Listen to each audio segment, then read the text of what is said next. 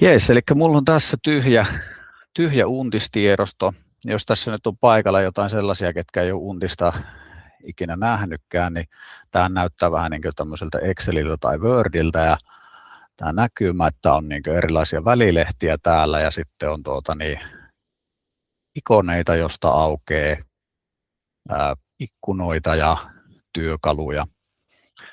Ja tietysti lukkarin tekoon tarvitaan niin kuin luokat, ryhmät, opettajat, tilat, oppiaineet, oppitunnit. Ja jos mä nyt täältä avaan esimerkiksi luokkien ja ryhmien perustiedot, niin tämä on tyhjänä, ei ole tähän tiedostoon vielä tuotu yhtään mitään, ja sitten on opettajien perustiedot, sekin on tyhjänä. Ja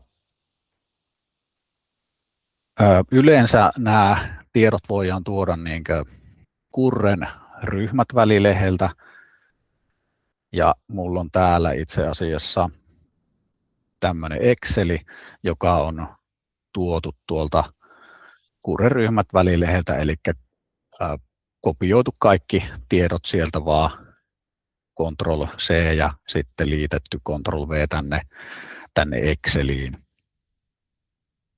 Ja se data näyttää suurin piirtein tältä. Tietysti kaikissa oppilaitoksissa on vähän eri tavalla niin kuin merkattu vaikkapa näiden ryhmien nimiä. Ja miten tämän tiedon saa tuonne untikseen, niin tätä pitää pikkusen muokata. Ja se on itse asiassa aika helppoa. Tähän voidaan lisätä yksi tyhjä rivi tänne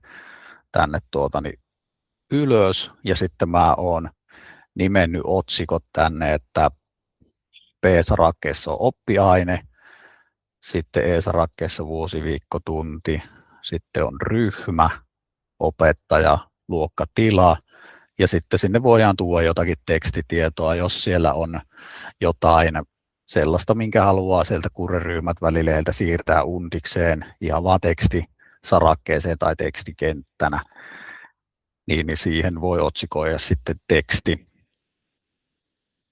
Ja se tieto siirtyy sitten untikseen. Ja sitten vielä lisäksi mä olen lisännyt yhden tyhjän sarakkeen tänne, eli A-sarakkeen, ja on merkannut sitten jokaiselle riville tänne juoksevan numeroinnin ykkösestä eteenpäin. Jos untiksessa olisi valmiina oppitunteja, vaikka 500 oppituntia, että siellä olisi ykkösestä 500 käytetty, niin silloin tämä juokseva numerointi pitäisi vaikka aloittaa sitten 501 ja siitä eteenpäin, ettei ne tiedot mene päällekkäin. Tässä on vielä pieni muokattava asia, ja ne on tällaiset, ne on tämmöiset kautta merkillä olevat ryhmät, eli näitä ei untis osaa suoraan tulkita, ja ne on niin kuin vähän eri muodossa siellä Kurressa, niin näille pitää niin kuin tehdä jotakin, missä on nuo kautta merkit.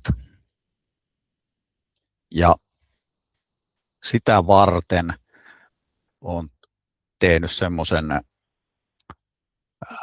lyhkäisen skriptin, ja tämä on siis nettiselaimella toimiva muunnin, mutta se on siis paikallisesti mun tietokoneella, että tämä ei ole netissä, tai mitä dataa ei niin lähde tästä nettiin.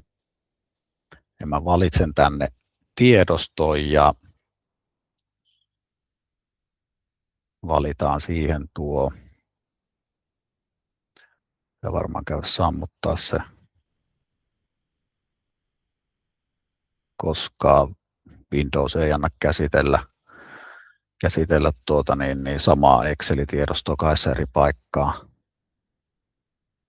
Eli tämä Excel-tiedosto avantaa tänne muuntimeen.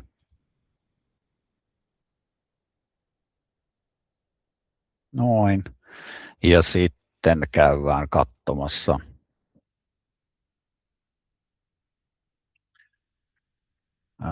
täältä se meni tuonne ladatut tiedostot ja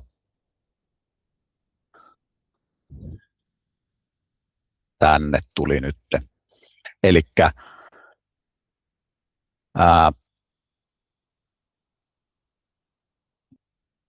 hetkinen, se ei ollutkaan tuo, vaan se oli tämä.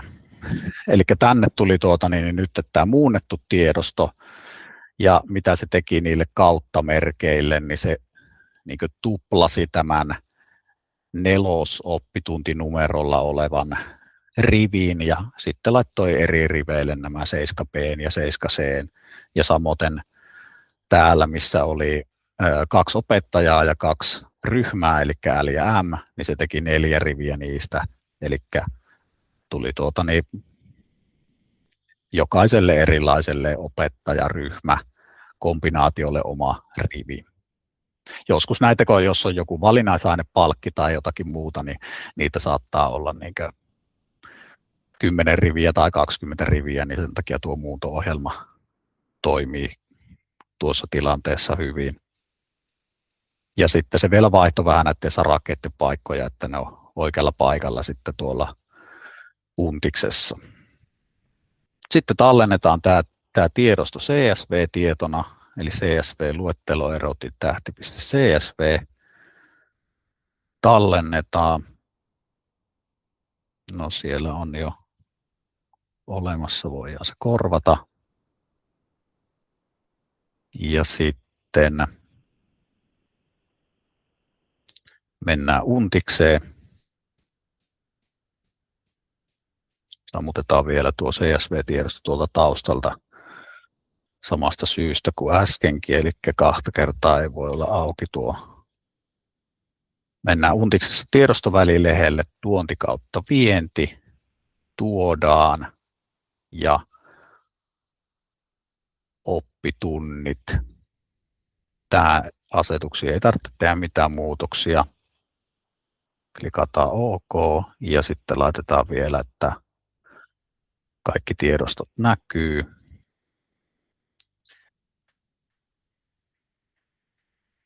Ja se on täällä ladatut tiedostot. Tuossa näkyykin, minkälainen se CSV-tiedosto on. Noin. Ja sitten käydään katsomassa luokat, ryhmät, perustiedot, niin tänne on nyt ilmestynyt 7AB, CL ja kaikki nuo, mitä dataa siinä Excel-tiedostossa oli. Ja nythän noita rivejä voi olla vaikka jollakin koululla 3000 riviä, niin tänne tulee siis kaikki luokat ja ryhmät sitten kerralla. Ja samoin opettajien perustiedot. Täällä on nyt vain 4 opettajaa, mutta noita voi yhtä hyvin olla 100 opettajaa tuossa. Ja sitten tilat, tilojen perustiedot.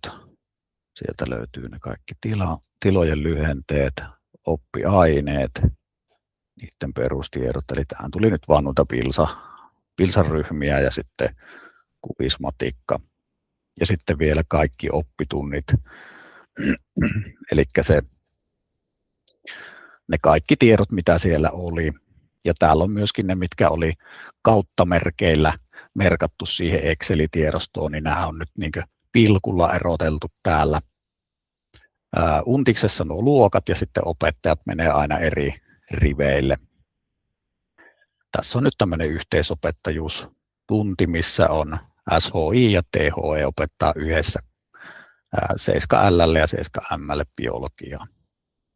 Ja tuossa oli vielä tuo 4. oppitunti, missä oli myös se kauttamerkki tuolla ryhmissä, niin siellä on tuo pilkku ja se on niin kuin siirtynyt tänne Untikseen oikein.